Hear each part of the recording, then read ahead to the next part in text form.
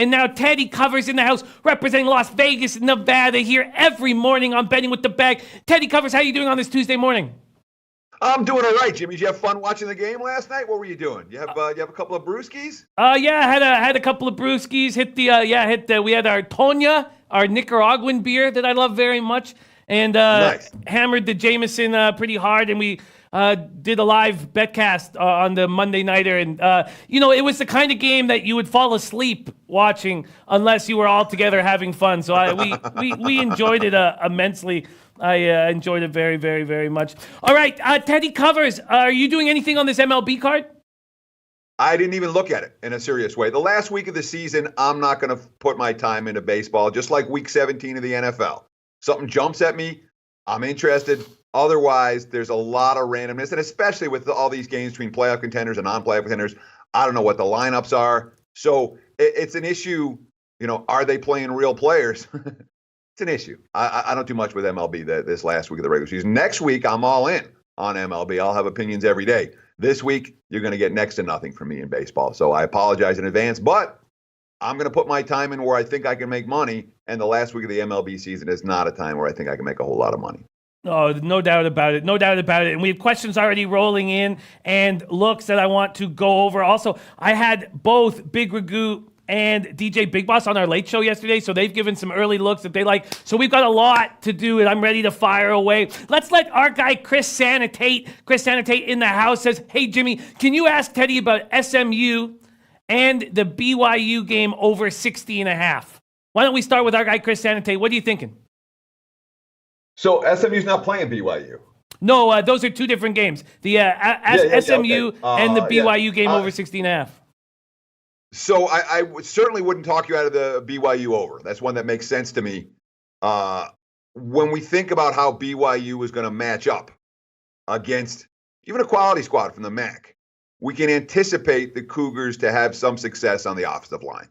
They're big. They're really big. We're talking about 23, 24-year-olds on BYU's offensive line playing against a little bit undersized, 19 and 20-year-olds on Toledo's defensive line. So I think the Cougs have a chance to score points here. They're not an over team in general. This is a matchup that works in their favor. And Toledo's offense isn't half bad, So I would lean over in that ball game.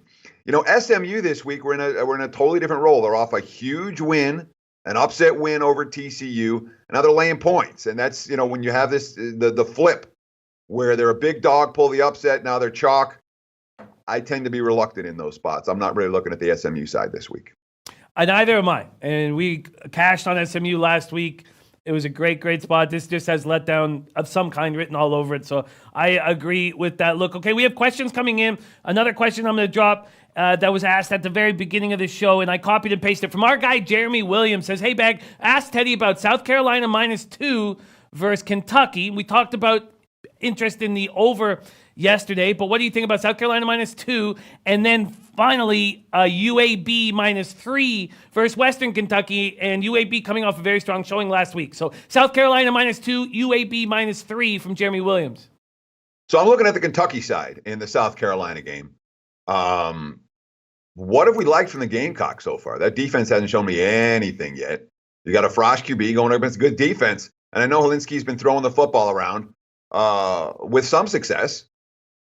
But Kentucky's been a good technical dog. They're certainly the type of defense that I'm interested at catching points. And I think they're a little bit better than South Carolina. And the point spread says they're better than South Carolina, with the Gamecocks not even laying a field goal at home. So my lean there is towards Kentucky. The other game was which? It was UAB -3 versus Western Kentucky. Oh, yeah. UAB. So I said it last week. I'm going to say it again with less certainty. I think UAB is a fade. All right. I think UAB moving forward is a fade, and they've been able to feast on some weak teams so far. But when you talk about a squad that lost everything from last year, not their coach, and that's, I think it's really helped them early on against the lesser foes.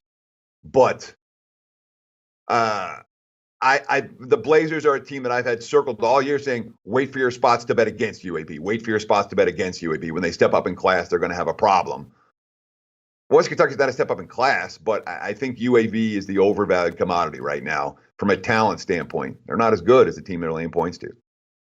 That's a very interesting breakdown there on UAB. A lot of the guys in our Miami chat were all over UAB in that spot last week. UAB -3 versus Western Kentucky, and liking the Kentucky side against South Carolina as a lean early in the week. Okay, great stuff. So if you guys got questions for Teddy, bring them in, and we're getting them coming. So I'm gonna as soon as the questions sort of slow down, I'm gonna start hammering Ragu and Big Boss's action to see what you like. But we have questions coming in. We have Christopher Commentini says, can you ask Teddy about Liberty, New Mexico? You can ask me about it. I'm not going to give you a strong take. I know this. I ain't laying a touchdown with Liberty. And I know this. I don't want New Mexico traveling halfway across the country after facing their arch rival in a wild game last week that they finally won one. It's a team I'm not excited about laying points with, and it's a team I'm not excited about taking points with. Maybe you make a case for the over. But again, it's not anything that stands out to me. Nothing that stands out. Okay, we got questions rolling in. Some very interesting stuff coming in from the chat, too. Shout out to our guy Damon in the house. Getting some very interesting stuff. Astute Chaos just giving out his action on this soccer card. Okay, so we're rolling. I got Anthony L. Anthony L., just a great friend of the show and a great capper. He has a question, and it was what he ended his segment with. And I have copied and pasted all your questions, just going out of order here. Going to hook up our guy Ant. He likes Akron and thinks that you're never going to get a -6 against UMass all year long. And he wants to know, what do you think about that look? So, in general, I do my best to avoid playing the very worst teams in college football, in any sport, but in college football in particular. So, when you talk about laying points with one of the very worst teams in college football, you're not going to get me to the window. I understand how bad UMass is. I also know that UMass is looking at this game and, hey, this is one maybe we can win. Does Akron know anything about how to hold the lead? If they're up 2 touchdowns in the fourth quarter, you feeling good about Akron's ability to run out the clock? Not me. Not even a little bit. So, I mean, games like this are easy ones for me. They're like that. Are you going to lay the 2-something on the road with Homer Bailey today? You look at it for 2 minutes, you say, I'm not doing anything with this game, and you leave it alone. So for me, that was a very easy handicap. I don't want the favorite. I don't want the dog. I leave it alone. Leaving it alone. Okay, I'm doing a lot of copying and pasting here. I got perfect rotation. I got Yu Chang Yu. Got all of this stuff here. Okay, we're going to move on to Brody. Brody in the house says, Teddy, what do you think about the Cal Bears at home against the Sun Devils -4.5? And I know we spoke on this yesterday, and we also spoke about this on the Late Show. So I'm going to hear what Teddy has to say and then let you know what Ragu has to say about this spot. It says, I understand Cal has a tremendous defense, but I don't trust that offense. Brody's leaning under 41 and ASU +4.5. Okay, so I'll just let you know, Ragu is also liking Arizona State here as a dog. Teddy covers. Brody's leaning to the under 41 and Arizona State at +4.5. I like the side better than the total. And it's not like I think this is going to be a shootout, but once you start getting into the low 40s/high 30 college football, I don't play unders there. I just don't. And we saw, Cal miss Ole Miss last week when they got to 48. And in that game, Gabrus was better than I thought he was going to be. So offensively, Cal may be improving by a notch or two. All that being said, look at what Herm Edwards has done as a dog at Arizona State. Look at Arizona State's road games since he got there. They haven't lost a road game by more than a touchdown. They played a bunch of them. Defensively, this is a solid squad, and they're coming off a nice little, I like the team coming off the slap in the face last week. Oh, we got all high and mighty. We were a top 25 squad. Oh, we lost straight up. I like teams like Arizona State in this spot. And I don't like teams like Cal in this spot. Sun Devils are pass for me, and that's one that I will probably get to the betting window with. It's one I like a fair bit. There's some looks I'm about to jump in on, and hearing all three of you guys on the dog there is extremely appealing to me.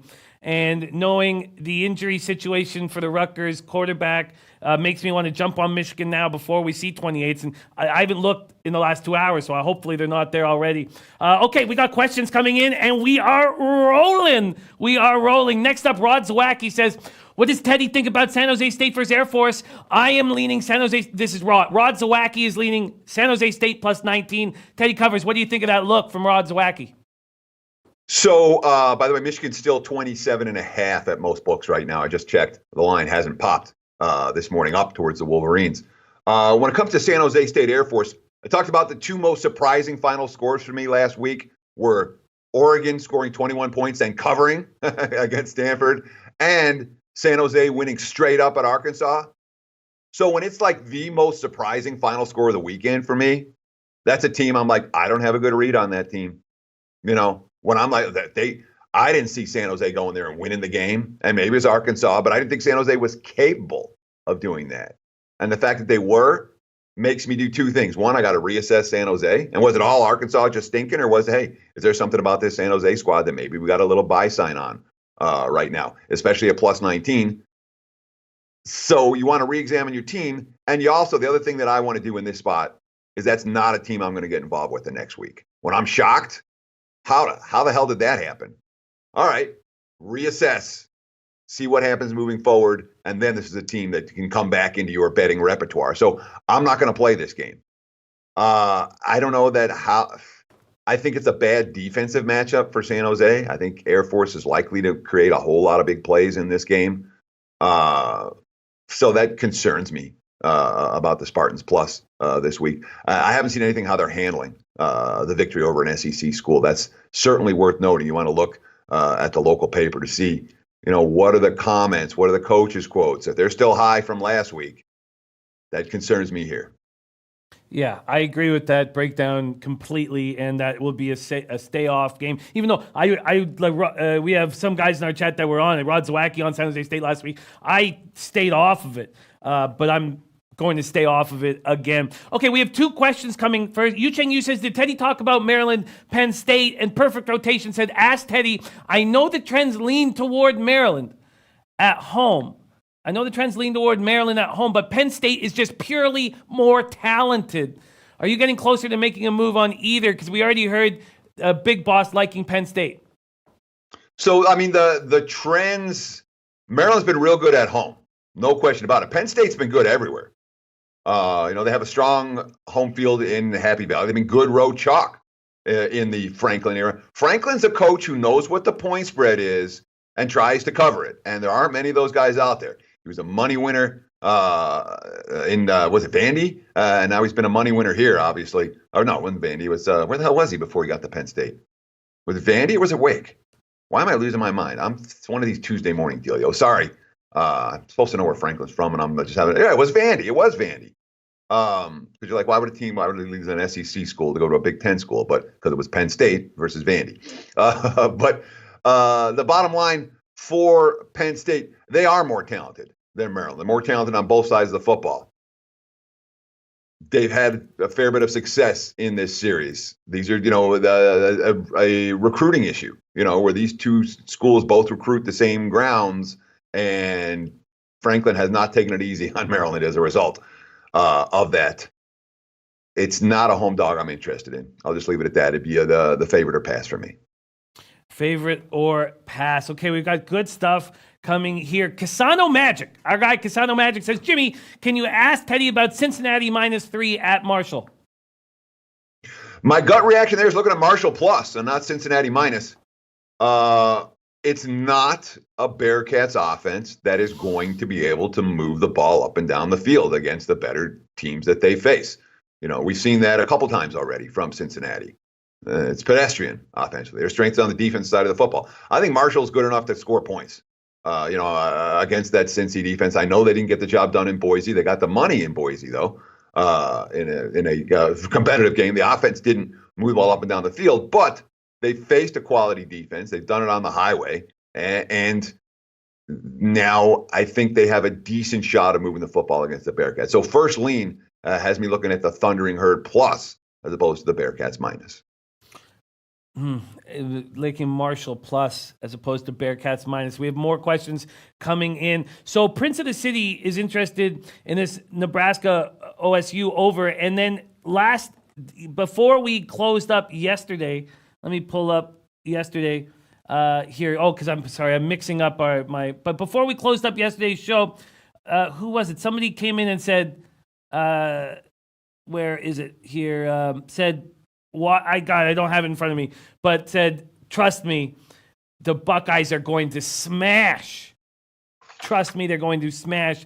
What do you think of the over, and what do you think of the Buckeye smash? Over makes a ton of sense. If you want the over, I bet it's sooner rather than later. Certainly what Ohio State has done over the first part of the season has been pretty impressive, and the days of bargain point spreads with the Buckeyes have come and gone. Obviously, we've seen a ton of this is wise guy money pouring in on Ohio State.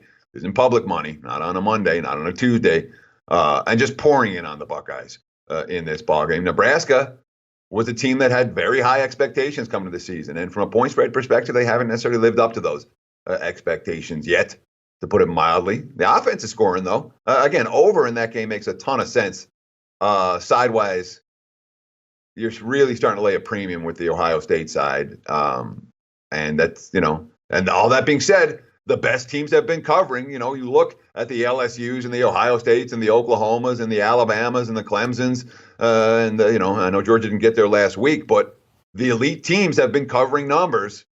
If you've been riding Ohio State, I'd ride them until they fail.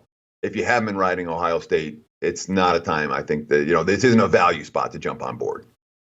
I agree with that assessment. That's a sharp assessment. We're going to start going through Drew Martin, Big Ragoo, and Big Boss's early looks from yesterday's show. We're going to start with Drew Martin, and I'm going to pull up these numbers here at Sportsbook Review on the SBR odds page going to college football. Let's start off with his first look. We have talked about it already. It's the under in that Cal-Arizona State game. He's like in the under 41. What do you think about the under 41 in Cal's game this weekend?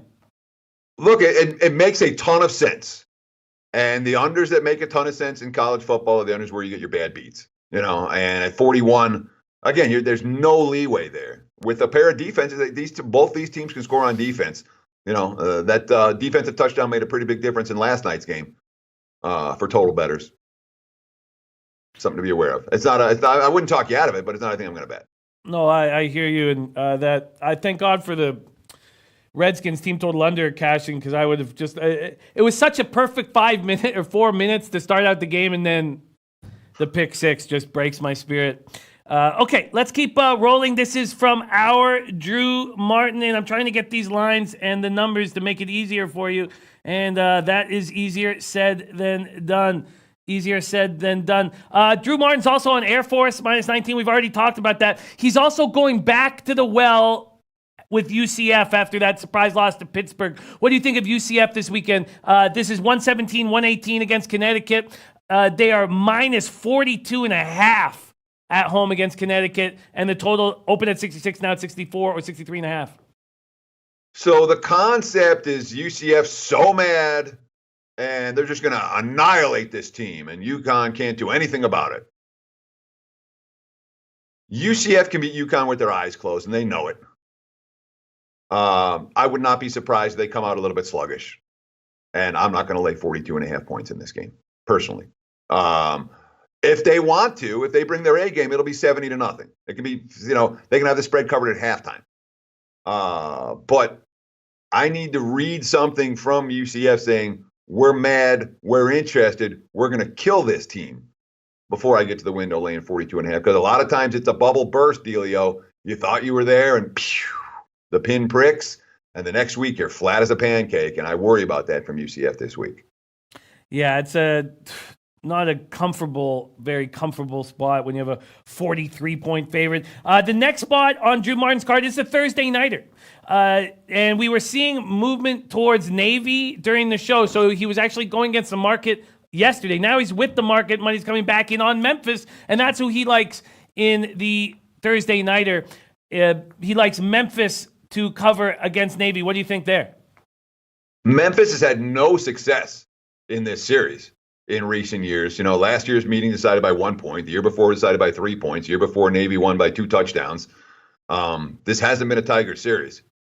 And that concerns me about laying points with them very much. Against the Navy, look, Navy was supposed to be god-awful this year. And everything I read in the offseason was this is a program in decline. And Matatolo is, he's had his time and now it's moving the other direction. And yet nothing we've seen on the field necessarily has indicated that Navy can't compete, Navy isn't good, and the program's in severe decline. And the series history tells me that this is not the series that's anything that Memphis can handle easily. So again, I'm not likely to get involved in the game, but if I did, I'd be much more likely to take the points than to lay them.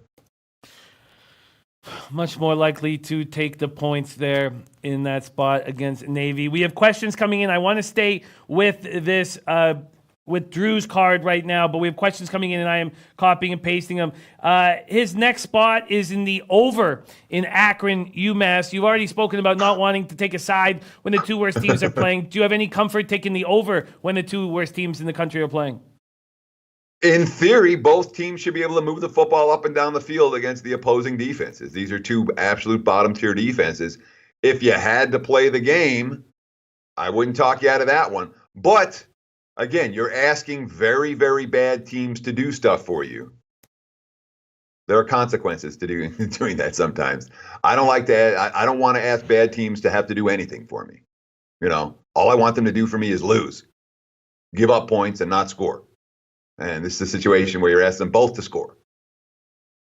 Yeah, it's tricky. It's very, very tricky. All right, let's move on to the last look on Drew's card, and that is Louisiana Lafayette, Lala, as you referred to them as, against Georgia Southern. Louisiana Lafayette opening up at -3. They're now -3.5. If you still want the 3, you can get it at BetOnline, but it costs you -120. That's his last look. He likes ULL to cover. Do you agree?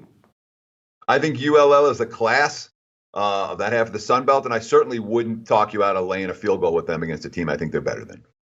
Okay. So of those looks, we see the ones that he prefers the most there. Beautiful stuff. Okay, let's move on to Big Ragu. We already know Ragu likes Arizona State. That was something that you agreed with. Now, we have a great capper in our chat. He's our Arizona Diamondbacks expert. He's our expert in all things Arizona. He also goes by the name Pink Eyed Genie. Not only does he succeed capping Arizona, but he also spreads pink eye awareness, and we're very thankful to have him rolling with us. He says, Pink Eyed Genie says, too many freshmen on Arizona State. Going to get rolled, maybe a bloodbath. And this is our expert on all things Arizona. What do you think of the take here that he thinks there are too many freshmen and that this is a bad spot for the Sun Devils? I don't understand why it would be a bad spot for the Sun Devils. They're coming off a loss, an overtime loss, a game where they got the slap that they needed. When you have a team, we just went on the road and beat Sparty, and then you come home and you get the wake-up call. You get the water in the face. I want a team off of that spot. This isn't a UCF where you just lost after winning whatever many games in a row, and then maybe you're flat. This is a team that was a little bit high, and now they're right back down to earth. So from a spot standpoint, I'm not really sure what. I don't agree with his take that it's a bad spot for Arizona State. He mentioned last week. Sorry to cut you off, but he mentioned last week that he thought they were going to be in a bad way last week because they have like a HBO style show following them around. And he's like, they're freshmen. They're going to get caught up in the cameras. Look for them to be discombobulated. I mean, he didn't say discombobulated, but that was kind of his look last week, and it worked. So I guess he's kind of sticking with that same agenda. And Guru Sportsbet says Sun Devils are a good team, so not everybody agreeing. But he was on them to struggle last week as well. So he likes that to happen again. So you disagree? You think Arizona State got the wake-up call, and with the cameras around them, will step up against Cal? I would only take Arizona State in this game. Although I'll tell you what, the sharp money's against me. The sharp money's come on Cal early on, but Cal's not a team I'm excited about laying more than a field goal with. Herm Edwards, again, every road game they play, look at him throughout his tenure. Every one of them has been competitive. No blowouts, nary a one. I think it's going to be a competitive game. That's my take. So he's also on Oklahoma State and the over in that game. We've talked about this a little bit yesterday. What do you think of Ragu on Oklahoma State and the over? I like Kansas State in that game. I think Kansas State's better than Oklahoma State. I want Kleeman getting points. I want K-State off a bye while Okie State's off this, down to the wire battle against Texas. I mean, a lot of signs to me pointing towards the Kansas State side of the equation. And I don't think Oklahoma State's that good. They had a BS cover against Tulsa. Oregon State moved the ball up and down the field against them in the opener. That defense hasn't stopped anyone. And they're laying points against the K-State team that they're going to be feisty. We like Kleeman a lot already. I like K-State plus. I think they're alive to win the game. What do you think this total? It opened up at 62. It's either at 60 or 61. K-State does not correlate with overs. So I'm not playing the over here. What K-State wants to do is slow them down, slow the game down. And I anticipate they'll be able to do that. Okay, now we move on to some of Big Boss's looks, and we've talked about a lot of these games. One spot we haven't talked about is he likes Temple a lot this weekend. What do you think of Temple this weekend? I love him. That's as good a bet as I've seen on the board. That's one of the best bets I've seen on the board. I think Temple, again, you want that slant. I know I keep slapping myself in the face. Can you hear that on the microphone? It's starting to hurt. Yeah. But tell you want the team off the slap, off the no-show. They come back. They're refocused. They're re-energized.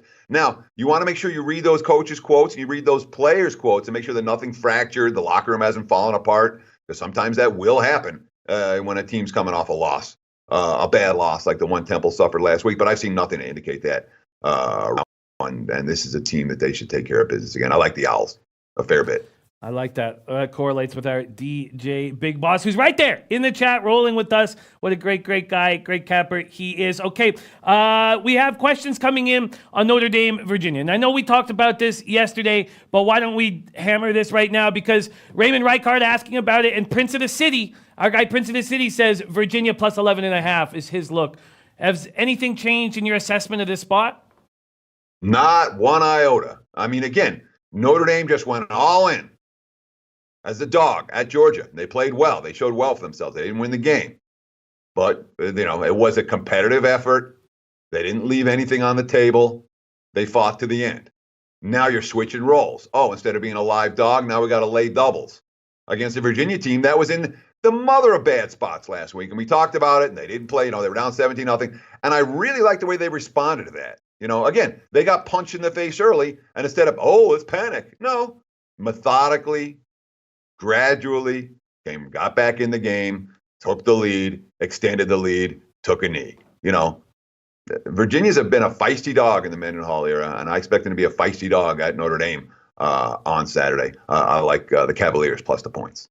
Wow, some clarity I'm getting early. I'm gonna lock some action down in between shows. I'm starting to get some clarity on a couple spots. All right, next up, our guy Julian Yasin in the house says, Teddy, any opinion on Utah State minus 23.5? Huge injuries for CSU. What do you think about backing these Aggies at minus 23.5? So I agree with the concept that Colorado State's in a world of hurt right now.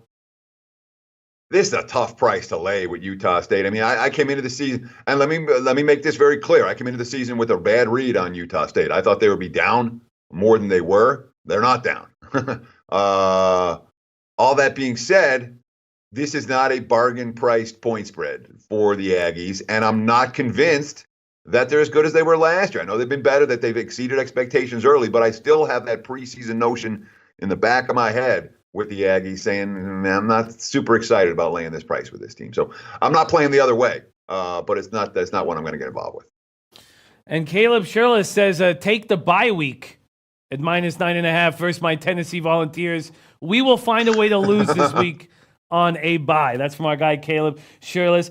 Brody says, Teddy Covers, I loved your ODU play last Saturday. Great call. What do you think about East Carolina versus ODU? Is it time to fade ODU after that spot last weekend? So, I mean, I've heard a couple questions about this week. The problem isn't fading ODU. The problem is backing East Carolina. East Carolina's bad. All right. They were bad last year. They're bad this year. I haven't seen rays of light for that program in about 4 or 5 years. And in this point spread range, they're going to have to, they're going to have to be right there. So I don't want East Carolina. So it means I'm not fading Old Dominion this week. Interesting. God, I'm so excited about hammering this card.